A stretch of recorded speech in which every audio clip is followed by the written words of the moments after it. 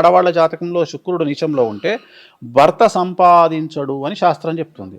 So భర్త సంపాదించడు అంటే అర్థమైంది అంటే మనం చూస్తుంటాం కొన్ని సందర్భాల్లో కొన్ని ఫ్యామిలీస్లో ఆడవాళ్ళు ముందుండి కుటుంబాన్ని నడిపిస్తుంటారు. సో వాళ్ళ జాతకాన్ని విశ్లేషించినప్పుడు వాళ్ళ అన్ని జాతకాలలో శుక్రుడు నీచంలో ఉండడాన్ని మనం గమనించవచ్చు. ఉదాహరణ, ఒక అమ్మాయి జాతకంలో శుక్రుడు 6వ ఇంట్లో కానీ 7వ ఇంట్లో కానీ 12వ ఇంట్లో కానీ అలాగే కేతుతో కలిసి ఉన్న, రాహుతో కలిసి ఉన్న, శనితో కలిసి ఉంటే వాళ్ళ ఇంట్లో ఆడవాళ్లే సంపాదిస్తారు, మగవాళ్ళు సంపాదించరు. అంటే భర్త సంపాదించడు.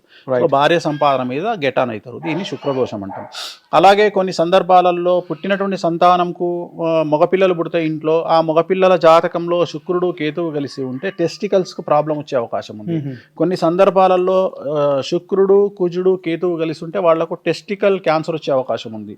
టెస్టికల్ క్యాన్సర్ అని కూడా ఉంటుంది. లైఫ్ థ్రెట్ ఉండదు, బట్ టెస్టికల్ క్యాన్సర్ అనేది కూడా ఈ మధ్యకాలంలో చాలా మందిలో వింటా ఉన్నా, నేను చాలా మంది చూస్తూ ఉన్నా. అలాగే శుక్రుడు కేతు ప్రోస్టేట్ క్యాన్సర్ను చూస్తూ ఉన్నా, అలాగే కిడ్నీ క్యాన్సర్ను చూస్తూ ఉన్నా, లేదా కిడ్నీ ఫెయిల్యూర్ను చూస్తూ ఉన్నా. అలాగే మనకు సడన్గా డబ్బు నష్టపోయే విధానాన్ని చూస్తూ ఉన్నా. పెద్ద పెద్ద కంపెనీలు పెట్టి కొన్ని 100 కోట్ల రూపాయలు సంపాదించి సడన్గా లైఫ్లో 100వ ఫ్లోర్ నుండి కింద పడిపోయి జీవితాన్ని నాశనం చేసుకునే వాళ్ళకు శుక్రదోషం ఉంటుంది.